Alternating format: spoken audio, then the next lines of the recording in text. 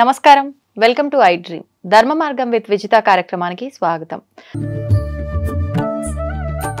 అయితే మనమంతా కూడా కార్తీక మాసం ఆ నెల రోజులు కూడా చాలా చక్కగా శివ ఆరాధన చేస్తూ ఉంటాము. చాలా చక్కగా పూజలు ఆధ్యాత్మిక భావనలతో కలిగి ఉంటాము. అయితే ఈ మాసం అంతా చేసిన తర్వాత ఆఖరణ పోలి పాడ్యమి రోజున కనుక మనం చేయాల్సిన క్రతువులన్నీ కూడా సక్రమంగా చేసి ఆ పూజా విధానాన్ని కనుక మంచి పద్ధతిలో చేసి మంచి విధి విధానాలు ఆచరించి నియమాలతో కనుక ఆ రోజు పూజా విధానం చేస్తే మంచి ఫలితం లభిస్తుంది అని చెప్తూ ఉంటారు. ఆ రోజుతో మనం చేసిన ఈ నెల రోజులు చేసిన ఏదైతే ఉందో అది ఆ రోజుతో అక్కడికి మనం ఎండు చెప్పేయచ్చు అని చెప్పి కూడా అంటూ ఉంటారు. నిజంగా ఆ రోజు ఆచరించాల్సిన విధి విధానాలు ఏంటో, ఆ రోజు పోలి పాడ్యంకి సంబంధించిన కథ అది కూడా వినాలని చెప్పి అంటుంటారు. ఇవన్నీ కూడా ఇప్పుడు గురువు గారితో మాట్లాడి తెలుసుకుందాం. ప్రస్తుతం మనతో పాటు ఉన్నారు ప్రముఖ జ్యోతిష పండితులు నందిబట్ల శ్రీహరి శర్మ గారు. ఇప్పుడు వారితో మాట్లాడేద్దాం. నమస్కారం గురువు గారు. వాగర్థావివ సంపృక్తౌ వాగర్థ ప్రతిపత్తయే జగతః పితరౌ వందే పార్వతీ పరమేశ్వరౌ ఆదిత్యాయ చ సోమాయ మంగళాయ బుధాయ చ గురు శుక్ర శనిభ్యశ్చ రాహవే కేతవే నమః. శృంగేరి జగద్గురు పీఠాధిపతులకి కంచి పీఠాధిపతులకి నమస్కారములు తెలియజేసుకుంటూ కార్యక్రమాన్ని ప్రారంభిద్దాం. గురుగారు, కార్తీక మాసం అంతా కూడా పూజలు చేస్తాము. అయితే ఆఖరణ పౌలి పాడ్యమి రోజున కనుక మనం చేసే విధి విధానాలు కరెక్ట్ గా చేస్తే కనుక ఈ మాసం అంతా చేసిన ఫలితం కరెక్ట్ గా లభిస్తుందని చెప్పి అంటుంటారు. ముఖ్యంగా ఆ రోజు చేయాల్సిన విధి విధానాలు ఏంటి? మనం కథలో వింటూ ఉంటాము, పౌలి కథలో ఆమెకి అంటే దీపారాధన చేయడానికి అనువుగా లేకపోయినా కూడా తను భక్తితో చేస్తుంది కాబట్టి చాలా మంచి ఫలితం పొందుతుంది అని చెప్పి తెలుసుకుంటాం. నిజంగా ఆ రోజు పూజ చేసిన తర్వాత ఆ కథ కూడా వినాలంటుంటారు. ఆ రోజు నిజంగా మనం ఎటువంటి నియమాలు పాటించాలి, ఎటువంటి పూజా విధానాన్ని ఆచరించాలి? వీక్షించేటువంటి ప్రేక్షకులకి గమనిక, డిసెంబర్ 2వ తారీఖు రోజున పోలి పాడ్యమి సందర్భంగా గోకర్ణ క్షేత్రంలో జాతకరీత్యా కలుగు విద్య, వివాహ, ఉద్యోగ, దాంపత్య, సంతాన, అనారోగ్య సమస్యల నివారణకి మరియు వృషభ మిథున, కర్కాటక, సింహతుల, వృశ్చిక, మకర, కుంభమీన రాశిలో జన్మించిన వారికి శనిదోష పరిహారార్థమై సర్వదోష నివారణ పూజలు, హోమాలు గోకర్ణ క్షేత్రంలో డిసెంబర్ 2వ తారీఖు రోజున పర్ హెడ్ 1500 రూపాయలకి చేయించడం జరుగుతుంది. అవకాశం ఉన్న వాళ్ళు కార్యక్రమ తదనంతరం కాంటాక్ట్ చేసి మీ గోత్రనామాలు నమోదు చేసుకోవచ్చు. అంటే ఇక్కడ విజిత గారు గమనించాల్సింది ఏంటంటే, భక్తి ఏ పూజా విధానంలో అయినా కానీ మనస్సుతో కూడుకున్నటువంటి భక్తి, మానసిక భక్తి చాలా ప్రధానమని ఈ యొక్క పోలి స్వర్గం కథ ద్వారా మనకు తెలుస్తుంది. ఇక్కడ ఆ రోజున పోలమ్మ స్వర్గాధిపత్యం పొందింది అని అంటారు. అంటే అక్కడ ఏంటి, అక్కడ స్వర్గంలో ఏముంటాయి? సుఖ సంతోషాదులు, బాధలు, కష్టాలు ఉండవు. అంటే దీని అర్థము మనకు స్వర్గం ఎక్కడో లేదమ్మా, ఈ భూలోకంలోనే స్వర్గం ఉంది, ఈ భూలోకంలో నరకం ఉంది. కాబట్టి దైవభక్తి ఉన్నటువంటి వాళ్ళకి అన్నీ మంచి జరుగుతాయని చెప్పే ఉదాహరణగా మనం ఈ కథ ద్వారా అర్థం చేసుకోవాలి తప్ప, ఆమెకి స్వర్గం దొరికింది కాబట్టి ఇప్పుడు అందరికీ స్వర్గం అంటే కలియుగంలో స్వర్గం లభించదు. మళ్ళీ పునర్జన్మ ఉంటుంది. మంచి ఒక ఆధ్యాత్మికమైన జీవన విధానంలో ఒక జన్మ ఎత్తుతాం. ఎందుకంటే ప్రతి వాళ్ళు, మీరైనా నేనైనా పాపాలు చేసిన వాళ్ళని కలియుగంలోనే పుడతాం. ఇక గమనించుకున్నట్లయితే ఆ రోజున ఖచ్చితంగా పోలి స్వర్గం ఉన్నటువంటిది ఆఖరి రోజు. అంటే ఏంటి, కార్తీక మాసం నెల రోజులు అయిపోయిన తర్వాత మార్గశిర శుద్ధ పాడ్యమి రోజున కూడా విధి విధానాన్ని అనుసరించినటువంటి విధానము చేత పోలమ్మ స్వర్గమునకు చేరినది. అయితే ఈ యొక్క పోలి స్వర్గము రోజున ఇప్పటి వరకు ఈ కార్తీక మాసంలో మన ఐ డ్రీమ్ ప్రేక్షకులందరూ కూడా చాలా చక్కగా మనం చెప్పినటువంటి పరిహారాలన్నీ కూడా ప్రతి రోజుకు సంబంధించినటువంటి విషయాల్ని చాలా క్షుణ్ణంగా ఆకలింపు చేసుకొని పాటించి ఎంతో మంది కామెంట్ రూపంలో మనకి చాలా చక్కగా మాకు యోగాలు కలిగాయి, సంతోషంగా ఉన్నాము, ఉద్యోగాలు వచ్చిన వాళ్ళు ఉన్నారు, ఇలా అనేక సందర్భాల్లో చెప్పిన వాళ్ళు ఉన్నారమ్మా. కాబట్టి ఇప్పటి వరకు చేసి ఇక ఆఖరిదైనటువంటి డిసెంబర్ 2వ తారీఖు రోజున పోలి పాడ్యమి రోజున కూడా చేసుకోవడం ద్వారా సంపూర్ణతని పొందుతారని చెప్పవచ్చు. కాబట్టి పొద్దున్నే ఈ యొక్క సంబంధించినటువంటి అమావాస్య అయిపోయిన తర్వాత సోమవారం కలిసి వచ్చింది ఈసారి. ఎందుకంటే కార్తీక మాసం అయిపోయిన తర్వాత మళ్ళీ సోమవారం రావడం అనేటువంటిది చాలా విశేషం అమ్మా. అందుకనే ఎప్పటిలాగానే బ్రహ్మ ముహూర్తం కాలకృత్యాదులు తీర్చుకొని చక్కగా 4 to 6 మధ్య కాలంలో ఇక ఆ యొక్క శివ చిత్ర పరివార పటానికి పూలమాల వేసి నమస్కారం చేసుకుని ఆవునేతితో దీపారాధన చేసి శివ సహస్రనామ పారాయణము, దుర్గా సహస్రం లేకపోతే లలితా సహస్రనామ పారాయణం చేసి పాలు లేదా పండ్లు నైవేద్యముగా పెట్టి 6:18 నుంచి 7:18 మధ్యకాలంలో చంద్రహోర ఉంటుంది.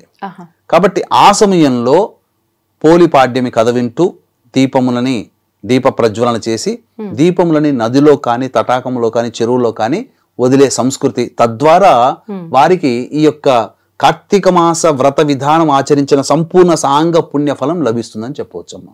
మరి ఇప్పుడు నదులు, ఈ తటాకాలు, ఈ చెరువులు ఇలాంటివి మనకు దగ్గరలో లేని వాళ్ళు అంటే అయ్యో ఇలా చెప్పారే మరి మేము ఇలా చేయలేకపోతున్నాం అని బాధపడుతుంటారు. అటువంటి వారికి ఇంకొక ఆప్షన్ ఏదైనా? అటువంటి వారికి ఆప్షన్ ఏంటంటేనమ్మా, ఒక బకెట్లో కానీ నిండా నీళ్లు తీసుకొని, లేదా ఒక పెద్ద గంగాళంలా కానీ స్తాంబాళంలా కానీ తీసుకొని దాని నిండా నీరు పోసి, ఆ నీటిలో అవకాశం ఉంటే శుద్ధమైన నీరు తీసుకోవాలమ్మా. ఆ శుద్ధమైన నీరు రెండవ ప్రత్యామ్నాయం. మామూలుగా నీళ్లు తీసుకున్నా, శుద్ధమైన నీరు తీసుకున్నా, అందులో మనకు ప్రదేశానికి దగ్గరలో ఉన్నటువంటి నదీ జలాలు కొన్ని ఇంట్లో తెచ్చి పెట్టుకుంటారు కదా చెంబుల్లో, గంగా నీళ్లు కానీ, కృష్ణా, కావేరి, గోదావరి నీళ్లు కానీ వేసి అందులో వేసి ఆ యొక్క శుద్ధ జలంతో నింపిన తర్వాత ఈ సంబంధించినటువంటి శివ సహస్రం, లలిత సహస్రం పారాయణం అవుతుంది కదమ్మా. అయిపోయిన తర్వాత అందులో దీప ప్రజ్వలన చేసి, ఈ దీప ప్రజ్వలన చేసేటప్పుడు ఒక శ్లోకం ఉంటుంది, ఆ శ్లోకం చదువుకుంటే చాలమ్మా. ఇప్పుడు ఈ విధానం అంతా కూడా మీరు అన్న నీళ్ళ బకెట్ కానీ ఏదైనా చాలా మంది ఇంట్లో తులసి దగ్గర చేస్తూ ఉంటారు. తులసి దగ్గర చేయాలి, తులసి దగ్గర అయినా చేయవచ్చు, లేదా దేవుని చిత్రపటం ముందరనైనా చేయొచ్చు. ఇవేవి లేని వాళ్ళు మామూలు చిన్న గుడిసెల్లో ఉన్న వాళ్ళు ఉంటారు, భక్తిగా పోలం అంతే కదా, భక్తిగా చేసుకుంది కాబట్టి ఇవేవి లేకపోయినా తూర్పు దిక్కున వైపునైనా కానీ సూర్యుడికి ఎదురుగా ఉండి ఈ విధంగా సూర్యోదయం అవుతున్న సందర్భంలో ఈ విధంగా దీప ప్రజ్వలన చేసి ఆ పోలిపాడ్యమి కథ చదువుకుంటూ ఈ యొక్క దీప ప్రజ్వలన ఏ శ్లోకంతో చేయాలంటే ఓం దీపరాజాయ విద్మహే స్వప్రకాశాయ ధీమహి తన్నో జ్యోతి ప్రచోదయాత్ అనే యొక్క శ్లోకాన్ని చదువుకుంటూ దీప ప్రజ్వలన చేసి ఆ విధంగా బకెట్లో వేసిన తర్వాత ఈ పోలిపాడ్యమికి సంబంధించినటువంటి కథని తెలుసుకోవాలమ్మా. పాడ్యమికి సంబంధించిన కథ ఏంటి? చాలా సింపుల్గా చెప్పుకోవచ్చు. పూర్వకాలంలో ఒక చాకలి కుటుంబంలో ఉన్నటువంటి స్త్రీమూర్తికి 5 కోడళ్ళు. ఆఖరి కోడలి పేరే పోలమ్మ. ఈమె అత్యంత భక్తిపరాయణురాలు. వాళ్ళు భక్తిపరాయణులే, ఆ మిగిలిన 4 తోటి కోడళ్ళు అత్తగారు. కాకపోతే కొన్ని కార్తీక మాస మహత్యం తెలిసినటువంటి పోలమ్మ ఎప్పుడు కార్తీక మాసం వస్తుందా, ఎప్పుడు ఆ ఈశ్వరుని అర్చించాలని తపన పడుతూ ఉంటే ఆ తపన చూసి ఈర్ష్య పొందినటువంటి మిగిలిన తోటి కోడళ్ళు అత్తతో సహా వాళ్ళందరూ కూడా ఈ కార్తీక మాసము ఆమెకి అవకాశం ఇవ్వకూడదు అని చెప్పి నిర్ణయం చేసుకొని కార్తీక మాసం ప్రారంభమైనటువంటి రోజునే ఇంట్లో ఆమెకి ఎటువంటి పూజా ద్రవ్యములు కనబడకుండా చేసి ఇంట్లో ఉన్నటువంటి బండెడు చాకిరంతా కూడా ఆ ఇంట్లో ఆమెకు అప్పగించి వీళ్ళు తెల్లవారుజామునే వెళ్ళిపోయి నది స్నానం చేసుకుని వచ్చేసరికి ఇవన్నీ పనులు అయిపోవాలని అంటే ఆ విధంగా పాపం మా చిన్న కోడలు అన్ని పనులు చేసుకుంటూ మజ్జిగ చిలుకుతారు కదా, ఆ మజ్జిగ చిలికిన కవ్వానికి దీపారాధన చేయాలనే సంకల్పం చాలా బలంగా ఉంది ఆ పోలమ్మకి. అప్పుడు కవ్వానికి ఉన్నటువంటి వెన్నని తీసి ఇంట్లో పత్తి చెట్టు ఎట్లాగో ఉండేటివి పూర్వకాలంలో, పత్తి గింజలు ఉండేటివి, ఆ పత్తి గింజల నుంచి తీసినటువంటి పత్తిని చక్కగా ఒత్తిగా చేసి ఆ ఒత్తికంతా కూడా ఆ యొక్క వెన్నను అద్ది స్వామి చిత్రపటం ముందర దీపారాధన చేసి భక్తిగా నమస్కారం చేసుకొని శివనామ స్మరణ చేసుకుంటుంది. అత్తగారు తోటికోళ్ళు వచ్చే సమయానికి ఆ దీపం ఎక్కడ ఆరి చూస్తారేమో అని చెప్పి ఆ గంప కింద ఆ దీపాన్ని పెట్టి ఆ విధంగా కాపాడుకుంటూ వచ్చి 1 రోజుల పాటు చేసిందమ్మా. ఈ 1 రోజుల పాటు చేసిన తర్వాత మర్చిపోయింది అమ్మాయి. కార్తీక మాసం 1 రోజులు అయిపోయింది అనుకొని మర్చిపోయి మరుసటి రోజున కూడా ఈ విధంగా చేసేసరికి ఈమెకున్నటువంటి మానసిక భక్తికి తృప్తి చెందినటువంటి శివ దేవతా గణములు ఆమెకి స్వర్గ విమానాన్ని పంపించారు ఆమెను తీసుకుపోవడానికి. అయితే తెల్లవారుజామున ఈ విధంగా దీపారాధన మామూలుగానే మార్గశిర మాసం ప్రవేశం చేసిన మొదటి రోజునే చేసింది. వాళ్ళు కూడా తెల్లవారుజామునే సూర్యోదయం అవుతుంటే అత్త కోడలందరూ వచ్చారు. ఆ సమయానికి వచ్చి విమానం వచ్చి కూర్చుంది. లోపలేమో ఆ అమ్మాయి పోలమ్మ పనిచేస్తుంది. మా కోసమే ఈ విమానం వచ్చిందని చెప్పి పరుగున ఎగురుకుంటూ వచ్చి విమానం ఎక్కబోతుంటే మీరు కాదు ఎక్కాల్సింది, పోలమ్మ ఎక్కాలని చెప్పి పోలమ్మ అని చెప్పి 4 సార్లు పిలిపించుకొని ఆమెని ఎక్కించుకొని తీసుకుపోతుంటే ఈమె స్వర్గానికి వెళ్ళకూడదని చెప్పి ఆమె ఎగురుతున్నటువంటి విమానంలో పోలమ్మ కాళ్ళు పట్టుకుంది. ఈ అత్తగారు కాళ్ళు పట్టుకొని పెద్ద తోటికోడలు, ఆ విధంగా 4 తోటికోడలు ఒక వరుసలాగా 5 తేలారు. కొద్ది దూరం పైకి ఎగిరిన తర్వాత దేవతలు ఆమె కాలుని విదిలిచ్చేసేశారు, కింద పడిపోయారు. ఈమె బొందితోనే స్వర్గానికి వెళ్ళిపోయింది.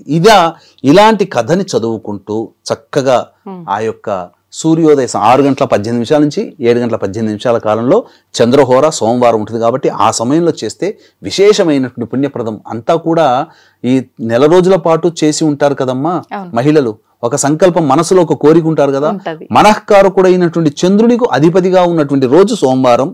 ఆ చంద్రుడికి సంబంధించిన హోరాలు 6:18 నుంచి 7:18 మధ్య కాలం ఉంటుంది. కాబట్టి ఈ తంతంతా కూడాను ఆ విధంగా చేసి తప్పకుండా ఆ విధంగా చేస్తే తప్పకుండా మనసులో ఉన్నటువంటి కోరికలన్నీ నెరవేరుతాయమ్మా. అయితే ఇప్పుడు దీపాలు నీటిలో వదలాలి కదండి, చాలా మంది 30 దీపాలు అంటారు, కొంతమంది 31, 33 రకరకాలుగా చెప్తుంటారు. నిజంగా అసలు ఎన్ని దీపాలు మనం వెలిగించి నీటిలో వదలాలంటారు? మనము సాధారణంగా ఈ దీప ప్రజ్వలన చేసేటప్పుడు రెండు దీపాలు అరటి డొప్పల్లో వదలవచ్చు. అయితే దీపారాధన, తులసి చెట్టు దగ్గర దీపారాధన చేసేది 30 దీపాల ఒత్తులతో దీపారాధన చెయ్యాలమ్మా. దీపారాధన కాదు, దీపారాధన చెయ్యాలి. ఎందుకు? స్త్రీలకి సహజంగా శరీర ధర్మ ప్రకారం వచ్చే ఋతు నియమాలు ఉంటాయి కదమ్మా. ప్రకృతి పరంగా 4 రోజులు వాళ్ళు మైనస్ అయిపోతారుగా. 5వ రోజే కదా వాళ్ళకి లెక్క పూజా ద్రవ్యాలలో, పూజా విధానంలో. కాబట్టి ఆ 4 కూడా మైనస్ అయిపోయిన దాన్ని ఈ పోలిపాడ్యం రోజున కలుపుకొని మొత్తం 30 ఒత్తుల దీపారాధన చేస్తే మొత్తము ఆ 30 రోజుల పాటు దీపారాధన చేసిన పుణ్య ఫలితం దక్కుతుంది. లేదా ఆ పోలిపాడ్యం రోజున కూడా 360 + 360 720 ఒత్తులని దీపారాధన చేయవచ్చమ్మా. అంటే ఇప్పుడు అవి పువ్వొత్తులుగా దీపారాధన చేస్తూ ఉంటారు చాలా మంది. పువ్వొత్తుల దీపారాధన చేయాలంటారు. పువ్వొత్తుల దీపారాధన అరటి డొప్పల్లో 1, 2 ఆ విధంగా ఒక దాంట్లో, ఇంకో దాంట్లో 2 దీపములు వెలిగించి ఆ యొక్క కథ చదువుకుంటూ ఆ నీటిలో ఆ 6:18 నుంచి 7:18 మధ్య కాలంలో నీటిలో వదిలేయాలమ్మా. 3 సార్లు అలా చెప్పుకుంటూ ఆ స్మరణ చేసుకుంటూ వదిలేసేయాలి. ఇప్పుడు అరటి డొప్పలు ఒకవేళ దొరకని వాళ్ళు ఏ విధంగా చేయొచ్చు? అరటి డొప్పల్లో దొరకని వాళ్ళు మోదుగ ఆకుతో డొప్పలు చేస్తారు, బయట షాపులో దొరుకుతాయి. ఆ యొక్క డొప్పలైనా వదలవచ్చు, లేదా నిమ్మ డొప్పలనైనా వదలవచ్చు. నిమ్మ డొప్పలు అయితే నీళ్ళలో తేలి ఆడవు అనుకుంటాను. కాబట్టి నీళ్ళలో కాదమ్మా, తమలపాకులు కాదు. అరటి డొప్పలు లేని వాళ్ళు బయట పచారీ షాపులో కానీ పూజా స్టోర్లో కానీ దొరుకుతాయి. అరటి కాండముతో చేసిన డొప్పలు కూడా దొరుకుతాయమ్మా. ఇప్పుడు కొద్దిగా లభ్యమవుతున్నాయి. అవి చిన్నవి తీసుకొని దాంట్లోనే వదలవచ్చు. ఓకే.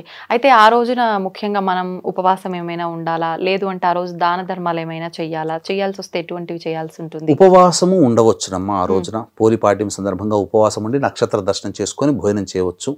చాలా మంది చేసేది ఏంటంటే, ఇక కార్తీక మాసం అంతా నోరు కట్టేసుకొని ఉన్నాము, ఇక శాకాహారమే తిని ఉన్నాము, అల్లం వెల్లుల్లి తినలేదు, వాటి మీద ఆహారం మీద ప్రేమ ఉంటది. కానీ కనీసం నెల రోజుల పాటున్నారు కదా, ఈ ఒక్క పోలీస్ వర్గం రోజునైనా కానీ మాంసాహారం తినకుండా ఉండి శాకాహారం భుజించి తర్వాత రోజు నుంచి ఎవరి కుల ఆచారం ప్రకారం వాళ్ళు తిది ఆ భోజన సంబంధమైన విషయాలు పట్టించుకోవచ్చు. దానాలు ఏమైనా చేయొచ్చండి? విశేషంగా దానములు ఎందుకనంటే దానములు చేయాలమ్మా. బ్రాహ్మణ దానములు చేస్తే బ్రాహ్మణుడికి స్వయం పాక దానం చేయండి. ఎందుకంటే నెల రోజుల పాటు ఈశ్వరునికి అభిషేకం చేసుకుంటారు కదా. ఇక జన్మలలో బ్రాహ్మణ జన్మ ఉత్తమం అని చెప్తుంటారు, శాస్త్రాలు కూడా చెప్తున్నాయి, అందరూ అంగీకరించారు యుగ యుగాల నుంచి. కాబట్టి మనము నెల రోజుల పాటు చేసినటువంటి పుణ్య ఫలితం దక్కాలంటే ఏ పూజ చేసినా ఆఖరిన అన్నదానం చేయాలి. అన్నదానం చేయని ఏ పూజ ఫలించదు. కాబట్టి నెల రోజుల పాటు ఎంతో చక్కగా భక్తి శ్రద్ధలతో పూజ చేసుకున్నటువంటి వాళ్ళు ఆఖరిగా బ్రాహ్మణుడికి వెళ్ళి ఆ రోజున పోలీస్ వర్గం సందర్భంగా ఈ 8:15 నుంచి 8:18 నుంచి 9:18 మధ్య కాలంలో గురుహోర ఉంటుంది. ఆ గురుహోరలో బ్రాహ్మణుడికి స్వయం పాక దానము, లేదా దీపదానము, ఉసిరిక దానము, మార్కండేయ పురాణ దానము, సాలగ్రామ దానము చేస్తే విశేషం అమ్మా. ఈ 7:18 నుంచి 8:18 మధ్య కాలంలో శనిహోర ఉంటుంది. ఆ సమయంలో దానములు కానీ చేయకూడదు. గురుగారు, అయితే చాలా మంది అంటే ఎవ్రీడే ఆడవారు ఒకవేళ కుదరక చేయకపోయినా మగవారి మాసం అంతా కూడా దీపారాధన చేస్తారు, కొంతమంది అసలు చేయకుండా కూడా ఉంటారు. ఈ పౌలిపాడ్యం విధానాన్ని మగవారు కూడా ఆచరించవచ్చా? చేయలేని వాళ్ళు కూడా ఈ పోలిపాడ్యం రోజున 30 రోజుల దీపారాధన చేస్తే కార్తీక మాసంలో నెల రోజులు చేసిన పుణ్య ఫలితం వాళ్ళకి వస్తుంది. 33 దీపారాధనలు చేయవచ్చునమ్మా. లేదు మగవాళ్ళందరూ పెట్టిన మగవాళ్ళు కూడా దీపారాధన చేయవచ్చు, తప్పు లేదమ్మా. అయితే మీరు దీపారాధన చేయమన్నారు 30, కానీ చాలా మంది నీటిలో వదలడం 30 వదులుతూ ఉంటారు, అది కరెక్టే అంటారా? అంటే ఇది ఆచారంగా వచ్చింది తప్ప శాస్త్రం ప్రకారం ఎక్కడా చెప్పబడలేదమ్మా. మనకు 30 రోజులు పోలి మనకు కథలో కూడా దీపారాధన చేసినందుకే తర్వాత రోజు కూడా దీపారాధన చేసింది, కానీ ఎక్కడ ఆమె వదిలిపెట్ల. అందులో దీపారాధన చేసినంతనే 31వ రోజున కూడా నియమంగా చేసినందువల్ల ఆమెకి స్వర్గప్రాప్తి కలిగింది. కాబట్టి ఇక్కడ దీపారాధనే చెప్పబడింది. కథలో ఉన్నటువంటి దాన్నే మనం ప్రామాణికంగా తీసుకోవాలి తప్ప చాలా మంది 30 రోజులు చేసిన 30 రోజులు కూడా 30 ఒత్తులు దీపాల్లో వదలని కొన్ని ఆచారంగా పెట్టుకుని వచ్చారు. అది ఎవరి ఆచారం మనం కాదనలేం. కాబట్టి శాస్త్ర ప్రకారం అయితే పువ్వొత్తులు ఒక డొప్పలో 2 ఇంకో డొప్పలో 2 లేదా ఒక డొప్పలో 1 ఇంకో డొప్పలో 1 వదిలితే సరిపోతుంది, జోడుగా వదిలితే సరిపోతుంది. అయితే ఇప్పుడు ఈ 30 ఒత్తులు దీపారాధన చేసేటప్పుడు కొంతమంది పిండి దీపాలు ప్రమిదగా చేసుకొని కూడా అలా వెలిగిస్తూ ఉంటారు. అలా కూడా చేయొచ్చు. అలా కూడా చేయొచ్చు. అంటే ఇప్పుడు మనం ఒక్కొక్క విధానాన్ని ఆచరించి దీపారాధన చేసేటప్పుడు ఒక్కొక్క రకమైన ఫలితం ఉంటుందంటారా? అంటే పిండి దీపాలుగా వెలిగించినప్పుడు ఒక రకంగా, నిమ్మకాయ ఇవి వెలిగించినప్పుడు ఒక రకంగా, ఇలా ఉంటుందంటారా? నరదృష్టి నరఘోష పోవడానికి నిమ్మపు డొప్పల్లో చేస్తారమ్మా. సంతాన సమస్యలు, సర్ప సంబంధమైన దోషాలు తొలగిపోవడానికి పిండి దీపంలో చేస్తారు. పిండి దీపంలో పెట్టి ఒత్తులు వెలిగిస్తారు. మిగతా సర్వశ్రేయోభివృద్ధి కోసమే మనం దీపారాధనగా కుందులు వాడతాం. అయితే ఇప్పుడు మీరు ఇందాక ఆవు నెయ్యితో అన్నారు. ఒకవేళ ఆవు నెయ్యి మేము కొనలేము అనుకున్న వాళ్ళు నార్మల్ గా ఎటువంటి ఆయిల్ వాడచ్చు? స్వచ్ఛమైనటువంటి నువ్వుల నూనె. ఇప్పుడు చాలా మంది బయట దొరికే దీపారాధన నూనె చెప్పగానే చేస్తుంటారు. అది సర్వమైనటువంటి జంతువుల కళేబరంతో తీయబడినటువంటి కొవ్వమ్మ. దాన్ని వాడకూడదు తల్లి. చాలా మంది డబ్బు తక్కువ అని చెప్పి అది కొనుక్కుంటున్నారు. మన కోసం మనం ఎంతైనా ఖర్చు పెట్టుకుంటాం. దేవుడి కోసం చేసేటువంటి దాంట్లో కూడా ఈ దీపారాధన కొనుక్కోవడం అంత దౌర్భాగ్యం ఇంకోటి లేదు. మనం ఎగబడుతున్నాం కాబట్టి దీన్ని వాళ్ళు తయారు చేస్తున్నారు. మనం కొనకుండా ఉంటే వాళ్ళు ఎందుకు తయారు చేస్తారమ్మా? కాబట్టి స్వచ్ఛమైన నల్ల నువ్వుల నూనె కొద్దిగా చేసినా చాలు. ఓ రోజంతా అఖండంగా వెలగాల్సిన అవసరం లేదు.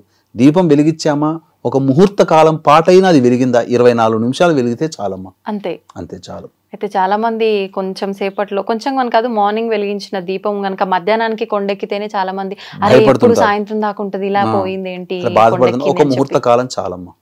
అది దేవుడి యొక్క అనుగ్రహం కలుగుతుంది మనకు. దీపారాధన చేసిన పుణ్య ఫలితం. ఒక ముహూర్తం అంటే 24 నిమిషాలు. ఓకే. అయితే గురుగారు, మనం ఏ పూజ చేసినా కూడా చాలా వరకు ఉద్యాపన అనేది చెప్తూ ఉంటాం. ఆ పూజ అక్కడితో ఇంకా ముగింపు అని చెప్పి.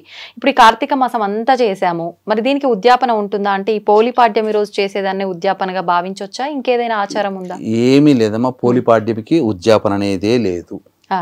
తప్పకుండా దానికి ముగింపు సందర్భంగా పూజ చేసుకోమన్నారే తప్ప ఉద్యాపనగా చేసేది అటువంటిది ఏమీ ఈ యొక్క పోలిపాడ్యమికి లేదమ్మా. గురుగారు, కార్తీక మాసం మొత్తం కూడా దీపారాధన చేయలేని వాళ్ళు ఉంటారు. కొంతమంది వీలు పడని పక్షంలో, కొంతమంది నెలంతా కూడా చాలా చక్కగా దీపారాధన చేసిన వాళ్ళు, శివుడి అనుగ్రహం పొందిన వాళ్ళు ఉంటారు, పొందని వాళ్ళు కూడా ఉంటారు. అయితే మొత్తం కూడా దీపారాధన చేయని వాళ్ళు, ఈ నెలంతా కూడా దీపారాధన చేయని వాళ్ళు మనసులో ఒక చిన్న ఏదో ఒక భావన ఉంటుంది. అరే మేము మధ్యలో ఒక 4 రోజులు ఇలా చేసాము, లేదంటే ఒక రోజు అటు వెళ్ళాము, కుదరలేదు, మరి ఈ అనుగ్రహం ఉంటుందో లేదో శివుడిది మా పైన అని చెప్పి అనుకుంటూ ఉంటారు. అటువంటి వారు కనుక ఆఖరి రోజున, ఆదివారం అమావాస్య రోజున ఎటువంటి విధానాన్ని ఆచరిస్తే బాగుంటుంది, అదే విధమైన ఫలితాన్ని పొందే అవకాశం ఉంటుందంటారు? ఇప్పటి వరకు కార్తీక మాసం సందర్భంగా మనం అనేక వీడియోలు చేసాము. అవునండి. చాలా మంది, వేల మంది ఈ వీడియోల్ని ఆదరించి వాళ్ళు పరిహారాలు చేసుకొని అత్యంత శుభ ఫలితాలు పొందారని చెప్పి మనకు కామెంట్ రూపంలో చాలా మంది తెలియజేశారు. అయితే ఇక ఆఖరిగా కార్తీక మాసం అమావాస్య వచ్చేసేసింది. ఇక ఈశ్వరానుగ్రహం పొందడానికి అదే ఆఖరి రోజు. అంటే ప్రతిరోజు ఈశ్వరానుగ్రహం పొందవచ్చు, కానీ కార్తీక మాసంలో ఆఖరి అమావాస్య రోజున శివానుగ్రహం పొందితే సంపూర్ణం. ఎటువంటి పని చేస్తే సంపూర్ణము అనగా ప్రతి వ్యక్తికి కూడా కోరిక లేని మానవుడు అంటూ ఉండడు కదమ్మా. అవునండి. ఇప్పుడు కోరిక లేకుండా శివానుగ్రహం కలిగితే చాలు అనుకుని చేసేది వృద్ధాప్యంలో ఉన్నవాళ్ళు చాలా తక్కువ మంది ఉంటది. కానీ 50 ఏళ్ల లోపల ఉన్న వాళ్ళకి ప్రతివాడు సమస్యలు ఎదుర్కొంటాడు.